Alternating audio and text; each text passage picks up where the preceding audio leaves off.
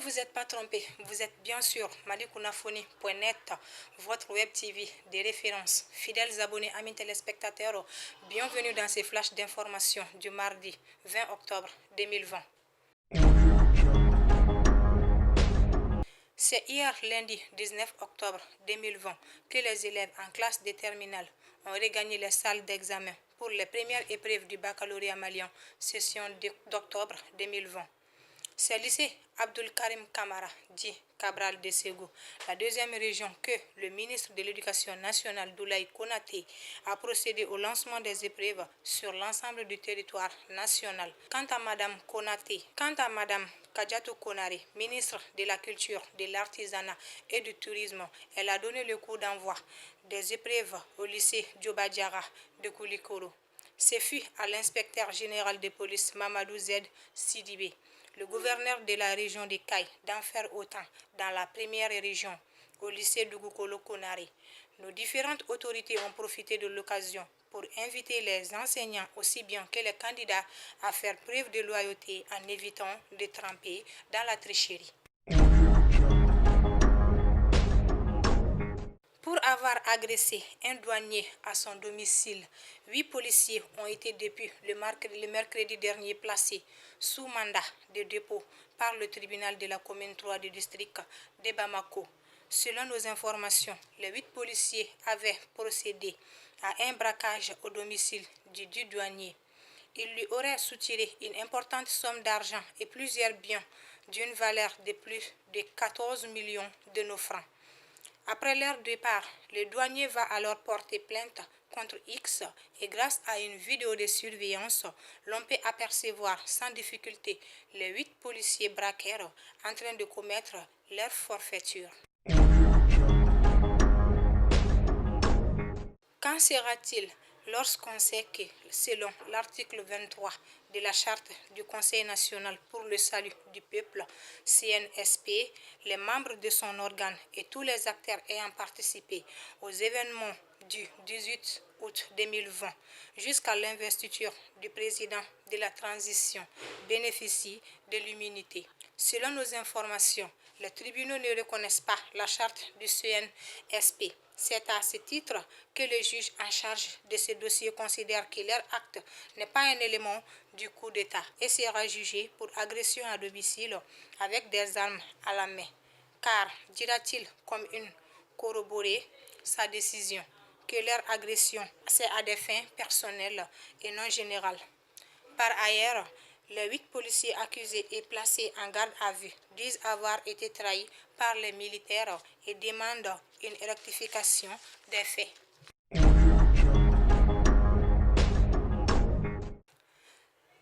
La SEMA rejette toute idée de relecture de l'accord.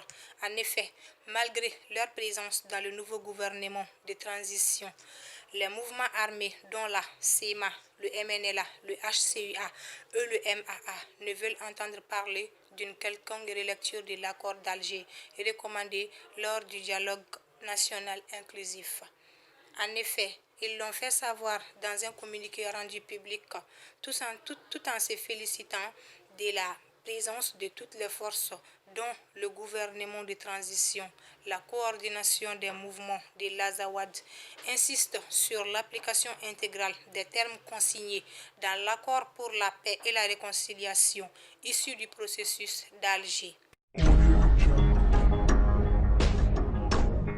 Le divorce semble être consommé entre les ex-associés du mouvement du 5 juin, Rassemblement des forces patriotiques M5 RFP.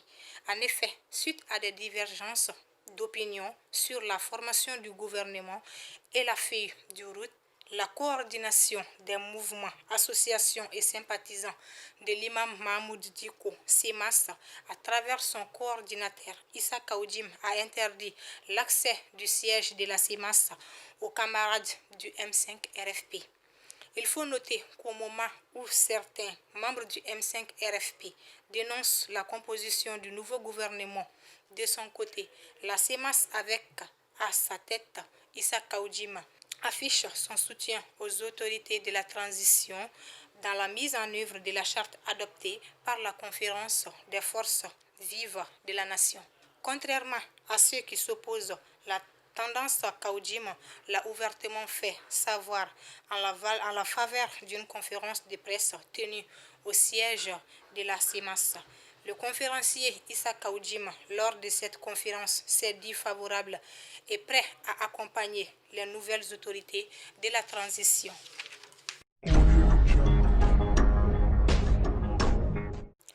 Afin d'alléger la souffrance des populations du village de Farabougou, assiégé par un groupe d'assaillants lourdement armés à la demande des nouvelles autorités de transition. Nos forces armées et de défense, les FAMA, ont procédé ce lundi 19 octobre 2020 à une action humanitaire d'envergure aéroportée. En effet, elle aurait largué par un avion de transport Y-12 de l'armée de l'air une cargaison de denrées de première nécessité sur le village. Cette opération a été menée par une équipe de largueurs de commande parachutistes. À la suite de l'attaque du camp des FAMA survenue le mardi 13 octobre 2020, attaque ayant occasionné la mort de 11 de nos soldats au niveau du village de Parou. Le ministre de la Défense et de la Sécurité, le colonel Sadio Kamara, accompagné d'une forte délégation, s'est rendu hier lundi 19 octobre 2020 dans le village de Sokoura, cercle de Bankas. Cette visite avait pour but de rassurer les populations civiles et militaires de la localité du soutien de l'État malien. Rappelons que le convoi des FAMA était tombé dans une embuscade ce jour-là au niveau du village de Parou.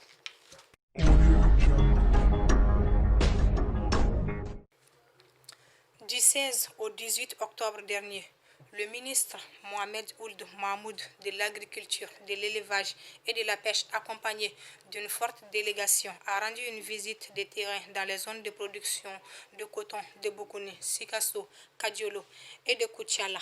Une manière du ministre Mohamed Ould Mahmoud de manifester le soutien indéfectible des autorités de la transition à l'égard des producteurs cotonniers. Cette visite a permis au ministre et sa suite de s'imprégner de la situation sur le terrain et de mieux appréhender les difficultés auxquelles les producteurs sont confrontés après la crise que le secteur du coton a connue au cours de l'année.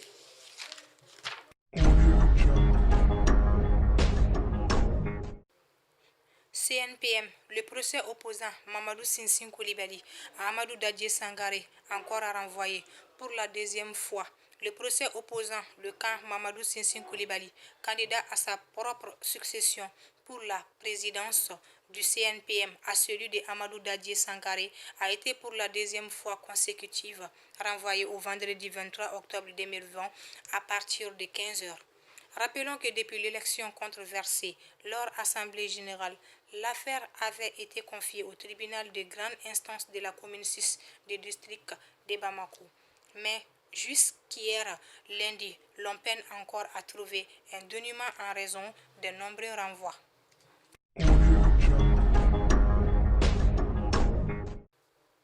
Présidentielle en Guinée, tension autour de la collecte et de la compilation des voix.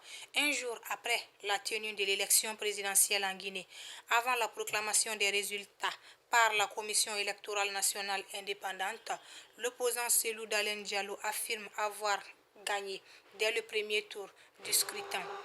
De son côté, le Premier ministre Ibrahim Kassory Fofana, directeur de campagne du président Alpha Condé, juge impossible une éventuelle victoire de l'opposant Cellou Dalein Diallo. Rappelons que le gouvernement avait pour autant mis en garde les partis politiques qui souhaiteraient publier eux-mêmes les résultats qui leur remontent des bureaux de vote.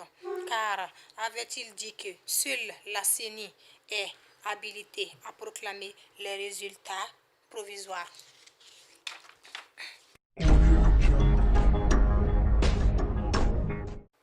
RDC, selon une source proche des autorités, des éléments du mouvement ADF auraient tôt ce mardi matin 20 octobre attaqué la prison de la ville de Béni, dans la province du Nord Kivu. Cette attaque aurait toujours, selon la même source, permis à plusieurs des prisonniers de s'enfuir.